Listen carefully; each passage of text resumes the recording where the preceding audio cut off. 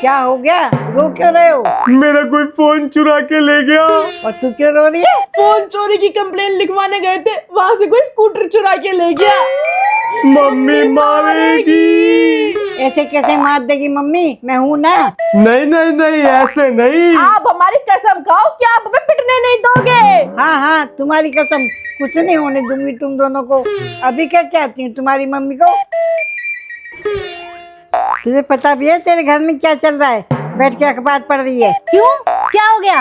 एक ही दिन में फोन और स्कूटर दोनों ही चोरी करवा दिए इन दोनों ने। अरे कोई नहीं मम्मी, जो हो गया सो हो गया। अब इतने बड़े बच्चों पे हाथ उठाती अच्छी लगूंगी मैं। अरे तुझे हाथ उठाने को कह कौन रहा है? फिर वाइपर उठा, वाइपर ये ले, सुधार दे दोनों को एक ही बार में। अब क्या अपने बच्चों को ऐसे ही निकम्मा बना रहने देगी?